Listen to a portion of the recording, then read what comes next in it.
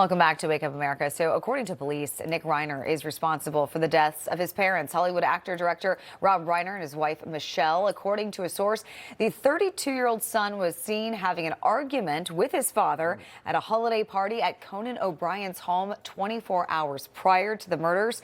To tackle more of this tragic incident, let's welcome in senior judicial analyst Judge Andrew Napolitano. Okay, a lot to unpack here, Judge. What do you make of this case and what we know so far? Again, it's only been 2 days. I would imagine that the evidence of guilt thus far is profound. I mean, normally in a murder case, no bail is set. Originally, the bail was at $4 million, which is pretty high, even for a family of substantial means. Right. But that was probably before the police were able to gather all the evidence and make a presentation to the court. Somewhere along the line, bail was, or the opportunity for a bail was revoked.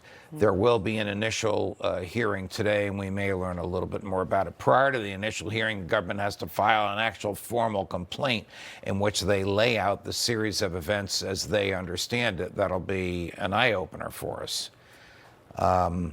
In terms of the defense, we don't know what it's going to be. We don't know what happened inside the house. Right. We don't know if there are cameras in there or if there are any witnesses. It doesn't appear there were any witnesses. It doesn't seem like there's much of a defense. From what we know, obviously, again, all of the details have not come out, that his parents were stabbed to death inside their home. They found him a few blocks down the road as well. But there have been reports that he's on drugs at the time. Is that any sort of defense? How does that work? Look, there's temporary insanity. You were insane for a short period of time because you snapped, because you observed something or you heard something or you had a memory. There's diminished capacity. These are generally not absolute defenses, meaning they don't allow you to walk free, but they do cause the jury to think, well, maybe it's not second-degree murder, maybe it's manslaughter. The difference is the length of time in jail. They would also cause a judge to think about the length of time in jail if the crime is diminished because of diminished mental capacity. However, listen to this. He does not have to prove that he was insane or that he had temporary insanity. The government has to prove that he was sane, that he did not have a fit of temporary insanity. So even though there is probably substantial evidence of his guilt, if there is a trial, the government has a lot of work ahead of it. You know, I have to think that it helps the state's case that many people witnessed this argument, this blow up that happened 24 hours prior. So that would tell me he didn't just snap in an instant. This was building up, if people have seen these arguments happen. Well, if he snapped, it's second-degree murder, which in California is 20 years to life.